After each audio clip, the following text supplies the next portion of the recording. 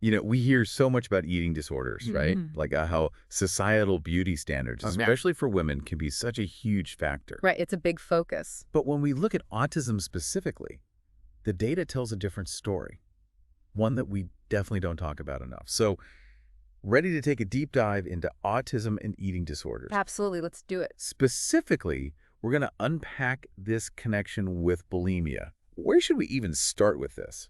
Well, I think a lot of people are surprised to learn that if you're autistic, statistically, you're actually more likely to develop an eating disorder Hmm. than neurotypical people. And this is especially true for autistic females. I have to say, I did not know that, Yeah.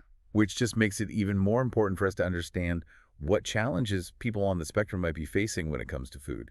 It's clearly not as simple as societal pressures, right? No, not at all. Actually, a huge piece of this has to do with sensory sensitivities. So interesting. So, think about how for a lot of autistic individuals, certain textures or smells or even tastes can be like completely overwhelming. Oh, wow. So it's not just disliking a food. It's like Hmm. their senses are really kind of going haywire. Yeah, exactly. It's way more intense than just like a simple preference or dislike.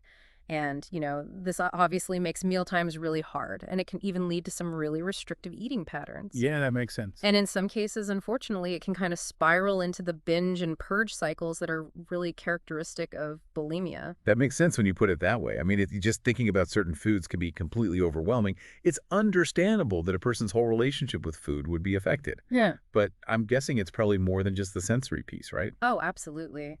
You also have to consider the social and communication challenges that go along with ASD, Right. which of course can lead to, a lot of stress and anxiety. And then food becomes a way to cope with those Mhm. feelings. Exactly, because in the moment, it's providing some relief, especially if someone hasn't developed other healthier ways of coping. Right. And then the binge eating leads to the guilt, which Yeah. then leads to the purging. Mm-hmm. And it just becomes this really vicious cycle. Exactly, this really complex interplay of different things. And we can't forget, on top of all of that, individuals with ASD are also dealing with those same social pressures and beauty standards. Oh, absolutely. Yeah. And in a way, I feel like those pressures would be even harder to navigate when you're also trying to manage sensory sensitivities Yeah. and anxieties around social situations. Yeah, absolutely. And it all just kind of creates the perfect storm, right? Where all Yeah. these different factors can come together. Okay, so that paints a really, really vivid picture of why, eating disorders are more common among this group.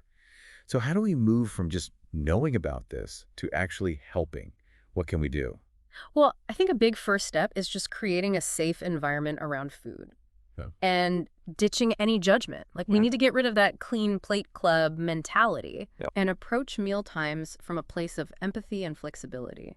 So basically just meeting people where they are Exactly. and understanding that their experience with food might be totally different than, what we consider normal. Yes, exactly. And a part of that is encouraging sensory exploration of food. But of course, doing that in a way that feels safe and manageable. Maybe that's letting someone touch or smell a food first. Oh, interesting. Even just look at it, without the pressure of actually eating it right away. So almost like desensitizing the experience. Yes, exactly. Taking it gradually. Yeah. And respecting, of course, their sensory needs. But while creating a safe environment is huge, it's just as important to help people develop those healthy coping skills, ones that don't involve food. Right. Because food can only be a temporary fix for those bigger issues, right? Yeah. So we've got to find other ways to help people manage those big, intense emotions, Yeah. especially when they're so closely tied to eating. So what are some examples of those other ways of coping?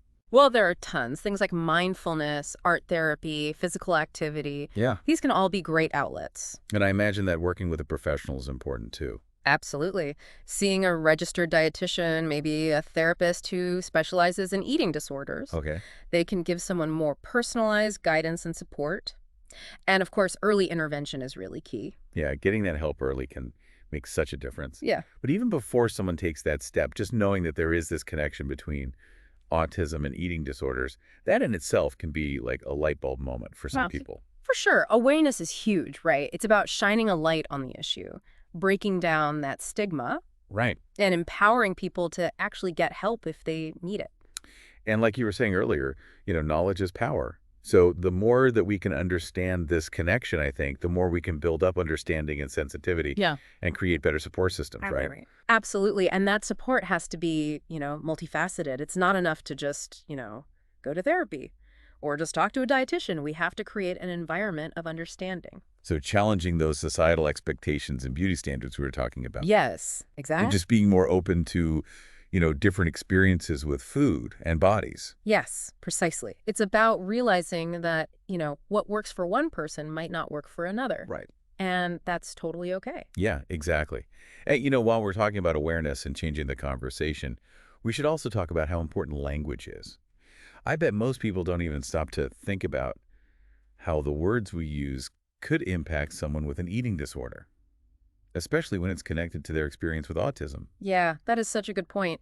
Using respectful, accurate language can make all the difference, right? Right. It's about having empathy, approaching these conversations with sensitivity. And realizing that everyone's experience is unique. Exactly. So we have to be mindful that our words have power, and we should always be using them carefully and thoughtfully with the intention of uplifting and supporting, Right.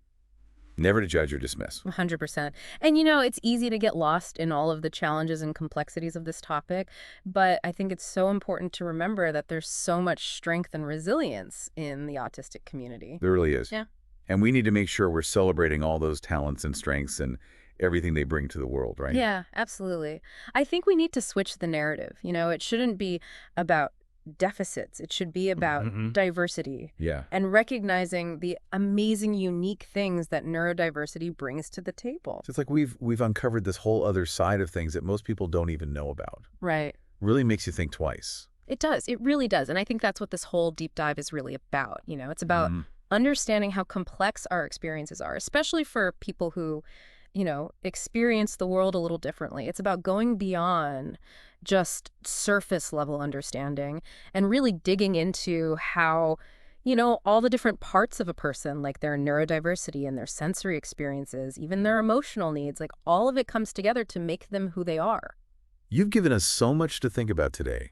As we wrap up, Huh. is there one thing you would want our listeners to take away from all of this? What's the most important thing for them to remember? If I had to pick just one thing, I think I would just say be curious, be empathetic, take the time to learn about the challenges that autistic people are up against, and not just, from a textbook. Right. Learn from autistic people, listen to their stories, respect their experiences, and use your voice to amplify theirs. Such good advice. Yeah. Because it really is about connecting with lived experiences, not just like reading about something in a book. Yeah. Exactly. We can all do our part to make the world a little more inclusive, Yeah. a little more supportive. Absolutely. And it starts with being open to learning, listening and really challenging our own assumptions. This has been incredible. Eye-opening for sure. Yeah. And I feel like we're just scratching the surface here. So for our listeners, if you want to explore this more, definitely seek out resources from autistic creators, authors, bloggers, advocates. Learn more about sensory processing and how it shapes us. There's a ton of information out there, and the more you learn, the more you can help make a difference. Thanks for joining us for this deep dive, and we'll see you next time.